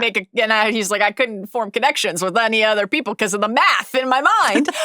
His activation happens earlier, and that's what facilitates his ability to why we learn he's like recruited at Wardex and all that. But her activation is inside of the movie via Kitchen Bird. So the Kitchen Bird is an alien. It's not a bird. Yes. Fine. And like I can buy into that. I just don't. Again, when we are asked to consider this in the larger scope of Spielberg's filmography, and we think of like the pop of red of Elliot's hoodie. For sure. Or like the sunburst colors of Close Encounters. Oh my God, opening the door in the orange. Exactly. And so that just visceral, vibrant wonder that is inside of those experiences. And then War of the Worlds, again, is like washed out intentionally so, because this is just like, that's a different, though there's like the red lights inside of that landscape that sort of have impact. But here, like, you've got a lot of like bright white lens flare washed outness that just doesn't make me feel like I am stepping into a wider world of wonder and exploration and discovery. I think that the effect of because we have 3 of these sonic screwdriver-esque devices in the primary story, right? Yeah. So there's the one that Daniel has absconded with. There's the Hugo one, and then there's the Scanlan one that he is using to dive. Yeah. When we get to see, and when crucially Margaret and Daniel get to see, they're watching a movie of their own life, right? And the role of like storytelling and film and filmmaking and is very present there, and just in general, in that kind of fairy tale esque presentation of and rendering of that sequence. The rings that are made of those devices that go down over each of them to kind of imbue them with these abilities, right? Their respective dyad and the force abilities. He will be able to speak the language of the universe, mathematics. I love that. It's very Contact. It's very, yeah, for sure. There's some Contact was on my mind actually with the religion stuff as well, in terms of like how would actually like where religious is Matthew figures. I'm always thinking that. The effect on the eyeball, the deer who then morphs into the alien over the face, the moment in the hospital where Emily Blunt's face is like visible against the bald head of the guy who's pretending to be an FBI. Exactly. Incredible. Pretending to be an FBI agent. Some of those visuals I thought were like really gripping. They were all in the trailers. And so actually I was like, I think more excited for what the visual palette of the film would be based on the teases and glimpses we got, but that was the extent of it, right? Yeah. You don't see that like really cool eye effect of that ring of devices and their pupils outside of the moments that we had basically already seen and seen in the posters, et cetera. On the like CGI animal front, I want to talk just for another minute here about like the role that movies and stories play in the film, and especially like thinking about that through the lens of where Spielberg is in his career and thinking about the role of the stories that he has told and wanted to tell and what that unlocks for us, right? So I think the most generous like read on the CGI that I can attempt to provide is like that the animals are supposed to look strange and uncanny because they're trying to say like this is a child's experience of basically their version of a fairy tale. So it would look like an animal pulled out of a storybook, pulled out of the Hansel and Gretel, the gingerbread house that you are walking through the curtain of warm water and the snow that isn't cold on your bare feet into that experience. I don't like mind that. I think it's like slightly distracting actually how they look in the movie, the fox in particular. But I think that logic kind of holds for me, whether it works for everyone is like the idea that the I had you hit this early, and we've come at it a few times. Like I wrote every time I wrote in our doc like abducted/chosen, because it is. I think given that so much of the film hinges around the people are the bad ones, the aliens are misunderstood, and let's give them a chance. And oh my God, look at what we're doing to them. But could we do it a different way? They are at the end of the day leading these 2 children out of their homes into their ship and altering their minds and their very beings in a way that they will not understand for decades. We'll call them trauma. Deep trauma. Yeah. I thought that one of the most like harrowing moments in the movie was like because you have the brain scan after the clicking on the broadcast and then the collapse. It's like most people will be relieved that there's not to hear there was no stroke, there's no mass, but then the Parkinson's thing comes up, right? Like when the doctor asking like, when did your father's what was the time for the onset of your father's Parkinson's? And she's like, that's not what this is it? And then when Daniel and Margaret are on the train and she's having a panic attack and he's calming her and she's like, my hands, like this is what my father. That was so intense and that was so really great. And like connecting to your childhood trauma, not only this moment that she's like, I don't want to think about that. I don't want to look at that until I have to. And then Daniel is in a different place where he's like, I have these missing aspects of my life. You can look at somebody and understand everything that's ever happened to them. Can you tell me about when I was a kid? Yeah. That's like really interesting. I thought that was all really good and cool. I think the fact that like we go to, at the end of the day, Margaret's childhood home, which Hugo and his team have built inside of a soundstage. They are making a movie, right? They're making a movie. Oscar-winning production design. Where did they get all of like? I know. Where did they get all of those? Pre like Instagram era, where how do they know every detail of her childhood? It's fine. It's fine. They're a shady, shadowy conspiracy organization. That is true. So they've been inside all of our homes. Fine. That's like just a movie. They're making a movie to help them understand what has happened to them. My favorite interpretation of, this is me yes-anding your point, of Close Encounters. Yes. Is that Richard Dreyfuss's character, you know, and we've been talking about this a lot with the Nolan films, of like what story Christopher Nolan is telling about being a creator that takes you away from your family and the pain of that, or the defense of that, you know? And so for Richard Dreyfuss, who is the creator inside, you know, the artist who makes the mashed potato, you know, incredible scene. Like all of that. He's the artist, he's the creator, he's the storyteller, he's the director. And what he has to do is more important than being with his family. And that's the story of that movie, you know? And like, I don't agree with that, but I think it's a compelling story to tell.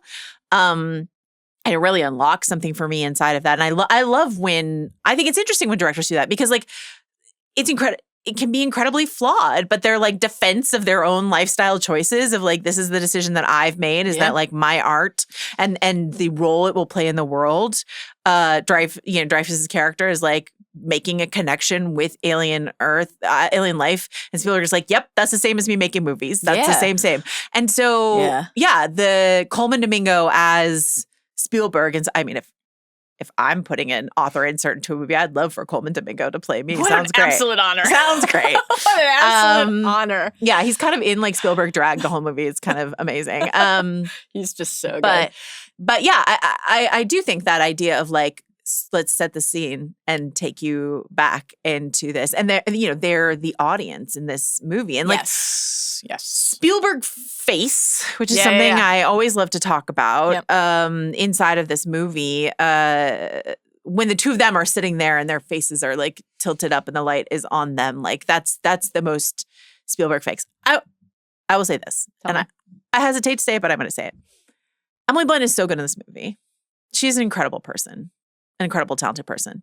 She has also put a lot of like Botox and filler in her face. And the face is moving more in this movie than certainly did in Devil Wears Prada 2, and certainly than it has like, I think, in Oppenheimer and like in a while. Yeah. It's moving a bit more, but like when like Spielberg face is your signature move, and one of those faces, the most talented performer in your movie has. And here's what I'll say. I've been in LA 2 months. Yeah. I've had 5 different people recommend their Botox person to me. Like this is just a reality. This is a reality of living in Los Angeles. Yes. We're on camera. We're doing a fucking photo shoot next week. Like, you know what I mean? Like, absolutely horrible. No one asked for this. But yeah, like I've had, and by the way, like people I like and admire and whose faces actually look quite normal. But like, you know, you get this sort of like dysmorphic thing with your face when you're inside of this industry. And I get it. And I'm not judging her, but it has impacted her instrument. And, Spielberg face, which is like one, like Elliot and E.T. is like a huge example of that. But like Sam Neill and Laura Dern, when they're like looking at the Brontosaurus for the first time, Roy Scheider, when he's looking at the shark in the water, like my pal Matt Patches like coined this phrase in 2011. Yeah. There's this great video essay about it by Kevin Lee that he made in 2011 off of Matt's essay. But like, it's one of his greatest instruments. It's this look of wonder and a dolly in, and it's just like, and the way when he uses it, Harrison Ford's so good at it in Indiana Jones. When he uses it, where he shows you the face before he shows you what they're looking at. Yes, yeah. And so that we get to like wonder along with the person, like what is their awe and astonishment. It's so powerful. I love that. So anyway, like, and it's always like, this is what it's like to go to the movies. This is how I always think about it. Yes. You know what I mean? Always. And so like for Emily Blunt and Josh O'Connor in that scene, they're going to the movies. The movie's about their life. You know, it's the Fablemans of their life or whatever, you know, but like what are they going to learn about themselves? Her childhood bedroom and watch a movie about their own life. I really love what you said about the Richard Dreyfuss character in Close Encounters and the stand-in for this important thing that you have to do. It made me think that like it's a little bit of a Cat Stevens father and son-esque. Cats in the Cradle sort of thing. Like the idea that you have different perspectives depending on where you are in your life, because he's also, I think, undeniably the son trying to say like my father had a more important. Oh, absolutely. He is definitely also the son. Yeah. And justify that, which is just so interesting. Even just the movie opening with the wrestling match is like wrestling is a sport, theater, but it's theater. And it is about buying in, even though you know you're being lied to. And obviously that is kind of like a inspired place to start. I love that. Dyad and the Force. What haven't we hit here, if anything, actually, that you would like to talk about? Yeah, I guess there's the like passenger thing. You know, that there are kind of like passengers trying to understand. Are we deep divers, Mallory? We sure are. Deep divers. I like it when you're using the thing, you're the diver, and then she says, because she's not, this is before she holds the device, she dropped in. I like that. The terminology. That was fun and interesting. I do have a note for the aliens here. Okay, I get that we, in addition to abducting the children, are choosing them. So there's this chosen one aspect. Great. Two chosen ones. Great. Why? Now, Hugo's our source for this, so maybe he's wrong, but like there are always two of you. Only two of you. There must be two. They must be beautiful and one boy and one girl. They must be two hot Brits pretending to be Americans. That's good. Shouldn't the aliens have some like contingency plans and redundancies? Yeah, what if Josh O'Connor like OD'd in college or whatever? Who would be their math guy then? Do they have to start over?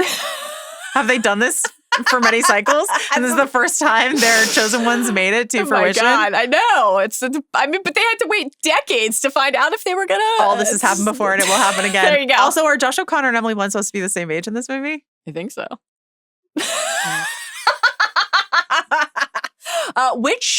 Which power set would you prefer to have? Would you prefer to be speaking the language of the universe, mathematics, or would you prefer to be able to look into somebody's eyes or talk to them on the phone or engage with them in any way and understand everything that has ever happened to them, everything about them? And I can appear as the person. And you can appear as their like dead wife if you need to just get through to the parking lot to your car. You need to escape with the quickness, and you're like, I'm your dad, and I never told you I loved you. Fuck math. It's obviously Emily Blunt's talent. I could speak any language. Close. You got the math talent? That unbelievable. Yeah. And the idea that they meet each other, person. You know, the alien will whisper to him at the end, and then he will whisper to her, and then she ends on that kind of chilling, listen.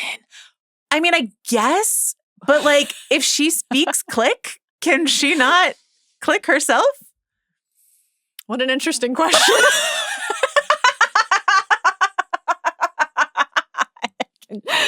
Can she not click herself? Incredible. Yeah, it's.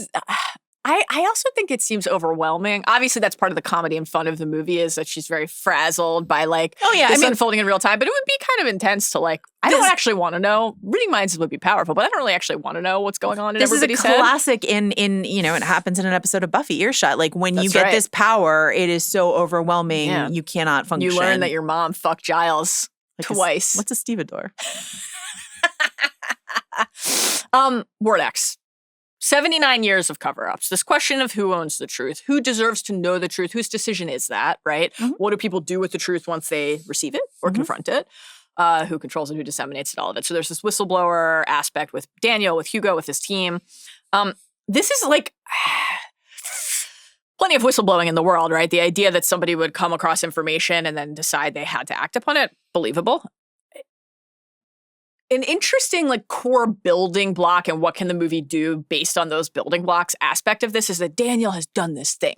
When he shows Jane the footage, he's escaped with all of the flash drives. Fun production design on the flash drives. I did like those. And on the clicking front, satisfying like click in and out of the thing that he plugs them into. Don't know what that's called. Not a computer flash scientist. Drive? Flash drive? Sure. No, that's the drive. That's the drive. Flash port? A dongle? No. I don't know.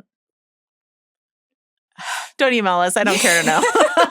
So Hugo, I would say, has the more, in terms of what is important for us to understand about a person's potential response to this, Hugo deciding to do this is more important than Daniel. Because Daniel has been coded since he was an abducted child to make this decision. It's also like Hugo's movement that Daniel is sort of like swept up in. Yeah. Wouldn't it be nice to know a bit more about Hugo? Yeah, it would.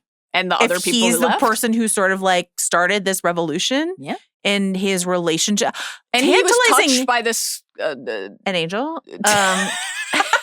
Yes, in a way, by an alien that freed him and then felt this was wrong, what they were doing. Hints of his relationship with Scanlan, you know, but I would like to know more of that. And in order to do so, I would cut the entire religion subplot despite finding it interesting. Yeah. Tell me why. And like, I thought Elizabeth Marvel, who plays the nun, fantastic. I love that actress. Like, I love her. So as a hand-in-hand question, yes, and something that is here in all of Spielberg's stories, not just like, you know, his exploration of like, you know, the very traumatic experience of Jewish people in the world, but also just like, you know, E.T. as a sort of like Christ-like can heal people sort of figure, or like Moses come down to the mountain in Close Encounters, or like, you know, a fucking Holy Grail, you know, like like watching Last Crusade reminds me to tell you I'm finally reading Everlasting. Having the time of my life. It's so good. It's wonderful. Oh my God, that's so exciting. I'll text you updates. The search for the cup of Christ is a search for the divine in all of us is a line from Last Crusade. Yes. Marcus Brody, who got lost in his own museum, sometimes has very interesting things to say. But like, you know, or what Henry says when they're on the crossroads, which is just sort of like the search for the Grail is not the search for glory. It's we're fighting against evil. Like these big questions of religiosity and faith and a bigger, something as bigger than we are is hand in hand with this idea of UFOs and extraterrestrials, and how is there a larger force in the galaxy? How small are we compared to what's going on in the cosmos? Is, you know, and Spielberg has talked about this, is there, you know, do all of us across the galaxy in all our different, you know, alien forms, you know, have an idea of a god, or, you know, or are the aliens a god? Can faith coexist with the concept, with the proof, the evidence of aliens? And that's the thing in Indiana Jones, these sort of like relics that are sprinkled throughout this adventure and ultimately in Crystal Skull of aliens, but like these relics that prove, you know, there are Old Testament, you know, ghost spirit things in Raiders. There is, you know, a Grail Knight and Christ's Cup in Last Crusade. There is proof of God. So there is proof of aliens in this movie. And I understand the impulse to connect those two themes. And I do think the line, you haven't lost faith in God, you've lost faith in people, is a banger line and really compelling. But I think they really failed in just the way they disseminated this across the characters. Like, I think it would have been, and again, I thought Eve Houston was really good in this movie, but like, I think it would have been, for economy of story or whatever, to make either Josh O'Connor's character or Emily Blunt's character like the religious person who's grappling with like this thing, you know, to make it sort of this other what if that had been the case person. And then couldn't do it because of Knives Out? He's so good in Knives Out. He's so good in Knives Out. You're so right to call that out. That's such a better execution of this. Like, yeah, I just great. So funny. He's great in that one. You know, like I like the idea of it, and I think the execution of it is really shoddy, and I think you could just so easily slice it out of the movie. Yes. And not really miss it. Her Emily Blunt saying, I don't want to be a messiah, like, don't kneel to me. Yes. And this like unwilling, you know, speaking in tongues, this like, and I was thinking a lot about Samantha Morton in Minority Report, this prophet who is traumatized by her, you know, power and her connection, her ability to see the future.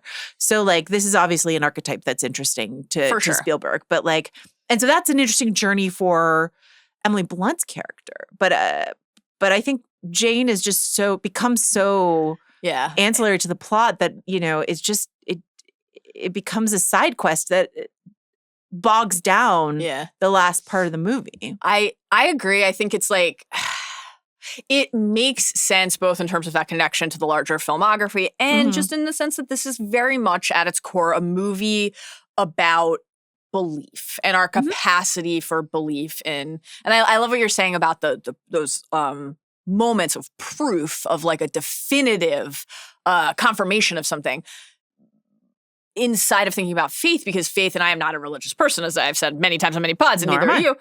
Faith is like believing in what you can't see. right? And what you can't prove. So like assessing all of that together is fascinating. I think that the impulse to say, for Jane to have a journey of evolution where her doubt when she receives this, she's horrified, just as we understand Hugo was, as we know Daniel was, very upset to see the footage that she sees of the interrogations and the torment. But she worries about how the masses would receive this information, what it would do to them, what it would do to their faith. And I like that phone call to Sister Mara. And as you noted, like what she says in response about Jane's personal experience with faith and belief, but also more broadly, the credit we should give people for like being able to hold many different truths in their mind at once, I thought was really interesting. It's just very, I think, half-baked. There could be less of it in the movie or there could be more of it. Yeah. And I think either of those would work. It's an interesting area of examination that is just simply like not fully teased out. You mentioned that I don't want to be a Messiah moment, and I thought that was really emblematic of how this wasn't fully baked, because Terry, I think her name is Terry, one of Hugo's team members who left, seeing Margaret, who goes around and says all of their names, not that they needed more proof at that point, but proving her power to them, right? Kneels down and grasps her hand. And we have had these conversations between Jane and Daniel. We have the Jane Sister Mara conversation. None of it aligns with the end of the movie. I think the questions that the movie is asking about doubt and varying responses are appropriate to ask. But the movie ends in a place of uniformity and consensus. And widespread credulity. Exactly. So it doesn't just coalesce in that respect. I read this. There's a really good Vox piece from Dylan Scott that basically just outlines, and like we should say, haven't said a couple things here. Part of the backdrop of this movie is like World War III is about to break out, right? So there's that too in terms of it has taken us nearly 2 hours to mention World War III is about to that break the out. Premise of this movie is that the world is poised on the verge of World War III, and it is so stupidly executed because it's just like is so inconsequential but consequential at the same time. Yeah, and it's supposed to. A lot of the final act hinges on like this would be the thing that pulled everybody away Lay from down your arms. the brink. Yeah. Would it? No. We also haven't mentioned just some of the real world recent like current events. You know, the Obama comments, which was amazing, and then of course the just inanity of Trump and his administration. Oh, we've got files. And everyone was like, huh. Kept scrolling. Exactly. So that is important to mention. A God will not be scrolled. You know what I mean? Lestat with us always. This Dylan Scott Vox piece about Disclosure Day and its assessment of what religious people and people of faith would do in the wake of a revelation of this nature, that we are not alone in the universe. And this piece just outlined, I do not know a lot about this. You know who'd be really cool about it? The Pope. Exactly. The Pope. Pope would be amazing about it. The Pope who rules. Pope would be great about it. Really fascinating, you know, not obviously a complete accounting of every single religious person's standing on this matter, but the idea that actually a lot of people of faith, a lot of religious scholars in particular, theologians, have said not only, I think there's probably life out there, right, but that that fits with my view of God. So I think there's like an entire movie that could be centered around this that would be riveting. Well, I was scrolling around trying to see like what people thought of this movie, and again, like plenty of people liked it, but the disappointment that some people had, because it's in the trailer, is that they thought Disclosure Day would be like the beginning or the first act of this movie. Right. And that the aftermath would be what the substance of the movie was. Yeah. That is not the case. It ends with listen, and that's where we leave it. And so, I mean, Disclosure Day 2. More disclosures. The fall, still disclosing. Disclosure night. Disclosed. Disclosure night. About the fallout. Night. Oh my God. That's kind of, it's kind of interesting. What about empathy as a superpower? Because in addition to religion, like that's another kind of core theme and big idea that is certainly one of the areas where the idea of World War III poised to erupt. Yeah. These are connected. Also, obviously, the filmmaker trying to reach you through the power of story to say, no, accept not only your fellow man, but your fellow being, wherever they might come from. The aliens have that interest, as you noted, about like Rocky and Grace. The aliens have the interest in certain stories and getting to know us and understand and speak to us and through us. Yeah. What if we showed the same openness? Hugo says that empathy is an evolutionary advantage. That is one of the things that he says in the movie. Now, we love to talk about empathy in the stories that we cover. I think we believe that empathy can actually be a superpower, and this is certainly something in many different stories, not just space movies, not just alien movies. Like when we potted about Andor, we talked about this. We heard from people a lot that part of what genre stories can do is they can get you to think about how you receive the news around you. I think we'll talk about this maybe more in a minute when we get to the ending and what didn't totally work about it. But at its core, the idea that just opening your heart and mind to another person or being's experience is a better and more worthwhile and more holy, perhaps, way to live. It was very interesting. I don't know that it felt totally new. Nope. But it was. I agree. Empathy rocks. This Love movie empathy. dares to say empathy.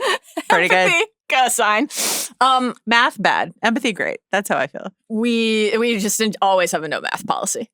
We always have a no math. It's my flaw. It's my failing. Mathematicians of the world, I support you. Yeah, but it's just not math is not welcome for me here at House of Bar. Anything else on the Wardex and like the bad guys and the cover up front that we haven't hit that you want to talk about? I did like watching Colin Firth bite down on that mouth guard. I just find him always. Do you want to say what you wrote in the notes? I wrote, bite me like that mouth guard, daddy, parentheses, is this still a meme? I don't know. Do the kids still do that? Or are they still like, Are you seated? Are you sat? I'm sat. Are you sitting? I'm sat. I am sitting. I'm sat. Colin Firth, one of the most important people in my life for decades on end at this point. Just a delight to see him. What'd you make of the accent? I mean, I actually thought it was fine. It was great. Yeah, it was a deliberate choice, but very posh, military industrial complex controlling asshole, which is what it needed to be. I think it's baffling that he just sat down, but I don't understand that. But I kind of liked Colin Firth in this movie I thought a lot. He was a lot of fun. I thought he was a lot of fun. The diving was super, super cool. I mean, we mentioned that already. I did think that Jane stuff was really cool. I think employing this actress who has these incredible eyes and giving us the like change of eye color as the signal and her attempt, the slightly heavy-handed, but like using the crucifix to sort of like, be in her own body and stay there and stay alert. I thought all of that was like, pretty cool. I liked that as well. Pretty cool. On the whistleblower front, I did think, again, not every Daniel line was the most memorable in the movie, but I liked, and Josh O'Connor, he's so, when he is like really imploring and you. he was like, we got to disclose this today.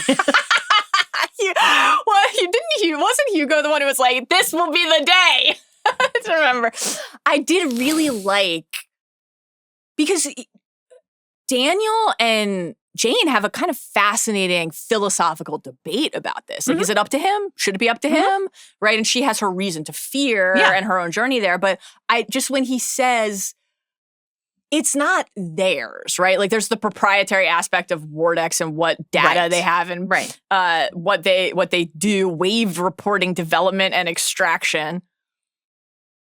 Real ominous name for your company right there. When he's like, they don't. What did the aliens do if not extract those children from their bedrooms? I know. God. Aliens, we have some notes. We do. Consent is king, aliens, and you did not give any to those children. The aliens are better than the people, but they're making some mistakes. They are. Sorry. They're wearing some interesting athleisure, though. The aliens are wearing. So I have some thoughts on the creature design, but I did. I liked the kind of like jumpsuit athleisure wear. Have you seen the memes where people are saying he looks like Wemby? I mean, absolutely, yes. And the and I know who that is, and I get that reference. You're all in on the NBA Finals, which I love. It's a thrill. Sports Joe is really just thriving. I would say medium in. For you, that's all in. Yeah. Yeah. The most in I've ever been in basketball. Yeah. the idea, they don't own the truth. It doesn't belong to them any more than like the air or the light. I liked that. That was a good moment. The device does too much. Just plain and simple does too much. They can use it for anything they want. Yeah, I love that you called it a sonic screwdriver. Yeah. It made me feel like our entire watch through of Doctor Who, despite not covering the new series and it being now canceled and buried, is sheesh, worth it. But it's foundational sci-fi text, and you get it now, and you can get it when Andy Weir's like, I would put Rocky in the TARDIS, and you're like, I get that reference. I know. I felt really at home in that moment, and then he turned to you and he was like, "Did she actually watch all of it?" And you were like, "No." Well, I haven't seen all of it, Andy Weir. Calm down. Okay. Let's talk about the ending. The ending. Boy. Okay, listen. Boy. So here's another thing I want to admire about this movie. Tell me. Courtney Grace, who plays the reporter, the New York based reporter, who is responsible for like narrating the footage. I think this whole sequence is baffling, doesn't make sense, would never work on people this way. The way that everyone immediately starts streaming this footage is and the way that they have like secret magic AI detectors in ground truth pixels. Yeah. Is that a thing? Sorry, if it's a real thing. Ground truth pixels. You don't think that first of all, 90% of the world would be like, this is AI or this is fake news or whatever. And then also like the other news organizations that, it's like picked up by the BBC and like all around the world, Al Jazeera, like et cetera, et cetera. They wouldn't be like, let's pause and authenticate this before we start also live streaming this footage. Like, it's so pro-journalism, but antithetical to what journalism actually is that I can't even stand it. But Courtney Grace's performance, I thought was extraordinarily good. And if I were a casting director out there, I'd be like, I want her. Like, that's such a good, like, intro. She's been in a bunch of stuff, but like as news reporter number 5 or like this, that, or the other thing. And so like this is just like a really cool showcase for an actress that I thought did a phenomenal job with all of this. But let's go back to Spielberg face for a second. Please. Okay. So she's like barrel down the camera. She's emotional. She's doing all this stuff. She's fantastic. Everyone else, and this is true to the world, head down on your phone. Screen zombies. Yeah. Screen zombies. Yeah. Slack. Is that giving me look up in wonder at this thing that has come to our planet? No, we're all like this. And we're all agreeing that this is real and it's going to stop World War III and change us fundamentally as people. And we're all going to listen to this, weather girl tell us what the aliens in their athleisure are saying. I'm sorry. Maybe I am just like, I had the same response. Maybe this is, I think it's Patton Oswalt. I think about this all the time. I think it's Patton Oswalt had a stand-up where it was some live show I went to where he was talking about seeing Jerry Maguire. And he saw Jerry Maguire, I think it was like on New Year's or something like that. And there's this line that Jerry Maguire says where he goes, "We live in a cynical world." And whoever he was watching with was like, "Fuck you," like loud at the screen because he just thought it was like such a dumb line. But I think about that all the time. I'm like, my God. We live in a cynical world. And maybe I'm just like too Jerry Maguire for my own good, but I just could not buy into this. And I was like, what if this had been a period piece set in the 1950s or something like this? And everyone's just sort of like, the flash drives wouldn't have been a thing, but like, if we're like a different world where we can all watch the moon landing and most of us believe it's real or like, whatever the case may be. And like, that's such a good call out though. It's like there's just simply no way that everybody has the same response to this and says like, yeah, not only do I believe this and I have no follow-up questions, but it's the most important thing in my life right away. And I have the movie is communicating to us the intention of that ending is, and we will now align. And at least listen. And at least listen. To what this lady has to say. It's just simply not what would happen. There's no way. So the period piece thing is interesting because on the one hand, as I've said many times, as we both have, like, I think we are just in complete alignment. The movie doesn't really totally track in 2026. I think that's just true. However, the engine of the film is the idea of like the 79-year cover-up and dating back to Roswell and this like the fact that the institutions of power. Sure, yeah. But then we're just like, that's where Close Encounters and E.T. are, 77 and 82, and like those movies. It's just down the road. Rock, so, you know what I mean? So maybe we should just do that again. But like, I think this movie, the idea of Disclosure Day, the whistleblowing, not just accepting that there's life elsewhere, that we're not alone, and that we should be open to that and embrace it, but that we have to challenge the figures in our countries and our lives, whether they are government officials, though, of course, one of the things in the movie is like Nixon fucked up. Now the presidents aren't even read in because they become civilians after years. Kind of another example, actually, of like an interesting idea that's like almost like tossed away. He's trying to like impress like Ed Sullivan, essentially. Incredible. Like really funny. And so now this is like, you know, yes, the Department of Defense is a part of this, but this is like Mordex is like a private company, right? And like that all makes sense. You know, they'd be profiting. They're finding at these crash sites alien tech. This is not a new thing. It's something we're certainly very open to. There's no trouble believing this part of the movie. This is like fucking Spider-Man Homecoming, right? You find the alien tech and you use it for your ends. Of course that would happen. Yeah. No question that would happen. Yeah. They're retrofitting and reverse engineering to try to make new tech, and they're using what they've discovered. They're taking the aliens and they're holding them and they're torturing them and they're tormenting them and they're trying to learn and they're not actually learning anything of consequence. That all makes sense. I don't know if what Spielberg is interested in doing in this movie is possible if it's a period piece, because it feels like the foundation is the undeniable aspect of a period of time of withholding and obfuscating and denying the public the truth that they deserve to know. But then it's like the response that people have, using broadcast news instead of the internet, aspects like that have to be different because they have to feel more of the moment. It's a difficult melding attempt, I think, to say the story requires 80 years of deception, but the response does not feel like it exists in a period of time that's 80 years after Roswell. That's not who we are. Yeah. You know, and unfortunately. So yeah, that's the ending of this movie.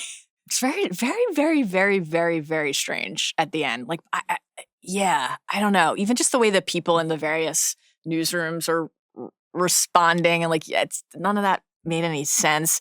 It's funny because when everybody boots up the phone, so the shot in particular on the airplane, I'm just like, not everyone has like Wi-Fi up, like stuff like that, whatever. It is fun though. We do have real life examples of like, you know, the great meme, like everybody's watching the World Cup and the one dude is watching Lord of the Rings. One just came out this week. Avatar. Incredible. Yeah. Like, you know, certainly there are moments. On the NBA memes. You are. I'm just here. There are certainly moments where everyone's like, I gotta watch.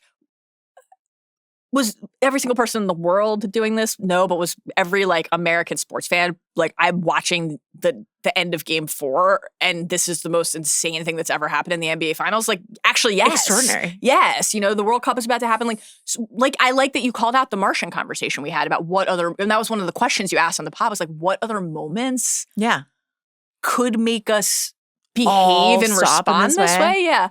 I think everybody paying attention. Should one person have been watching Lord of the Rings? That would have been amazing. Let's just like get in the director's cut. Yeah. Let's just like get one shot of that Gandalf shot from that I have no notes. moment. I retract all critiques. Yeah.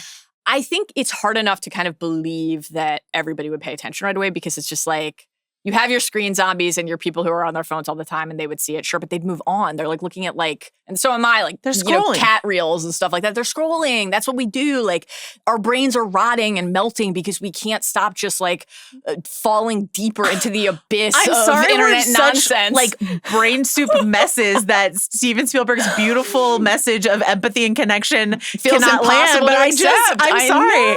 So it's like, would people even all watch it in the first place, but then would they all respond that way? I would like to believe that everybody, I'm going to say something dark here. Like, I would really like to believe that everybody would see the footage of the aliens like cut in half and their entrails out and crusty and being tormented and say, we can't accept it, we can't allow it. Unfortunately, we live in a world where that happens to people all the time. And people are just in our country and all over the world. Fine. And they're like, some people are like, this is not acceptable. I can't allow it. I have to do something. Some people are like, I feel very disturbed and I don't know how to navigate that. That's like an example of something we heard from a lot of people during Andor that was really powerful to talk about. And some people are like, I'm moving on to the next meme, or I'm not paying attention. I don't even know what's going on in the world. It's so confusing. I mean, like, it is why I do think this idea of Spielberg wanting to send out this message into the world of like empathy being so important is interesting and timely because like when you're on the scroll and you're just sort of like images of like Palestine or whatever are just sort of like coming up in your feed. And like, I I never scroll past that because like I would feel like the most garbage person on the planet if I ever did. But also like, what am I helping anything by just like watching this video? That's not like helping. I'm just telling myself I'm not the worst person in the world because I like didn't ignore it that way. But like, you know, when that happens and you're like, I just came here to escape and turn my brain off and now you're asking me to engage with things, it just blunts you. We talked about this. Yeah, we talked about this in Andor. Yeah. Just blunts you because then the next thing you see is like a fucking cat video. And so then it all becomes this soup of nothing, you know? And I think it's a devastating thing that's happening to us. But like, it's deeply lamentable and we've tragic never, to confront. But we've never been more connected and we've never been more callous, I think. And you know, it's just you know. I don't want to like advocate for like a preachier ending or anything. No. I don't think that would be appropriate, and I don't think that's what the movie's trying to do. But it does feel like there's a distinction between the movie encouraging us to believe that an outcome like that is possible, which I think is powerful, and maybe the movie saying this is what we think would happen. And I just which is harder, I think, to just like I'm trying to fix it, and I can't fix it because if it had been like, what if it were coordinated? We're going to show ourselves to the world. Mm-hmm. You know, like, you know, UFOs, crafts will appear in the sky or whatever the case may be at a coordinated time. This is disclosure day, and here we are. Right. We've seen those movies a lot in the 90s. Mass hysteria. People screaming and running and crying and crashing their cars and fire hydrants exploding. Like, you know, so I don't know. I wish we lived in a world where I could buy into the ending of this movie, but we don't. I know. And but Emily Blunt, you were great. She was. Another, like, I don't know that anybody but me cares about this, but another thing in the end, the final act that kind of takes me out of it a little bit, not at the level of how are the people of the world responding to what has been disclosed or is local news and then broadcast news the way that this would instantly reach everybody in 2026. But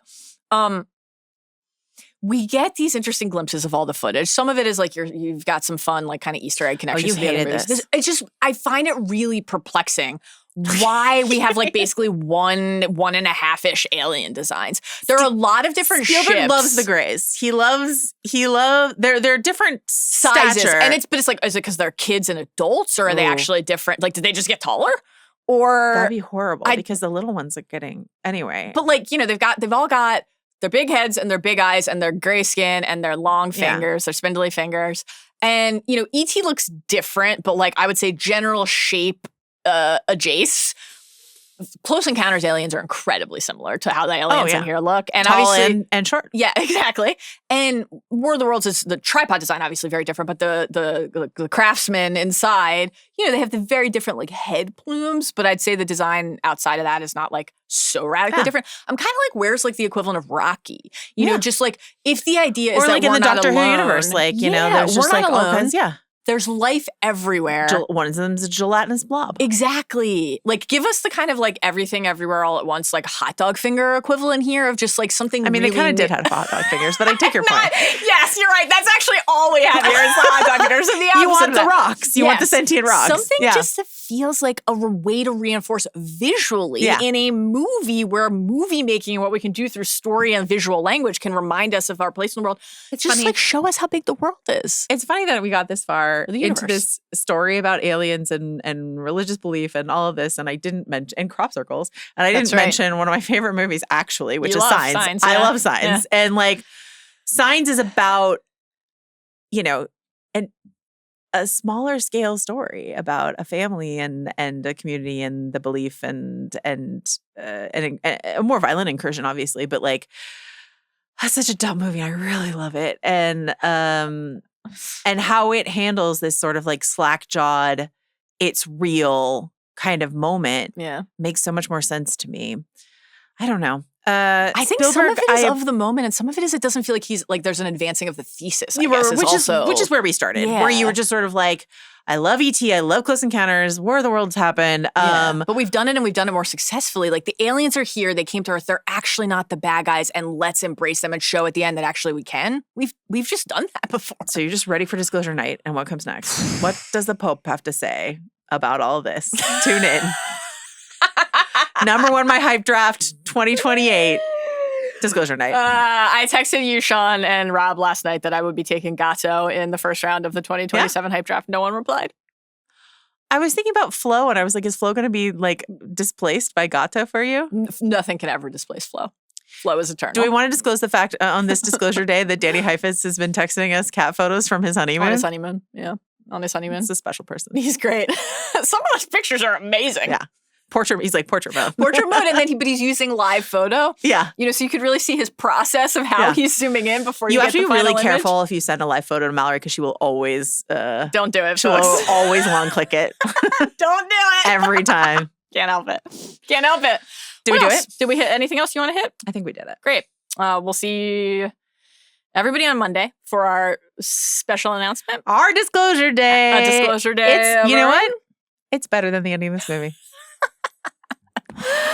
Disclosure Day, a movie that I had fun watching and have a lot of notes on. Once again, I'm sorry I elbowed you so forcefully. I'm glad you did, because I'm not apologizing for clicking in your ear. Damn. So no, you would. You abhor click. You abhor crevice. You love an ocean vista. These are things I know to be true. Thank yous. Thank you to our team. Mm-hmm. Wardex crew here. No. Operating in the shadows. No. To control what makes it out into the world. You're Coleman Domingo and we're all your disciples. Carlos Chiriboga. Yeah. Scott Lee. Correct. Jacob Cornett. Absolutely. Arjuna Ramgopowell. Yeah. Jomi Adeniran. Wow. Squad. Amazing. Squad. The truth doesn't belong to them any more than the light or the air, but they are our squad. Beautiful. David Kep, sometimes you can say things. We'll see everybody on Monday for Lestat. Mm-hmm. Later next week for Dark Knight Rises. And then Hot D Season 3, baby. Woo! Let's go. Bye. Bye.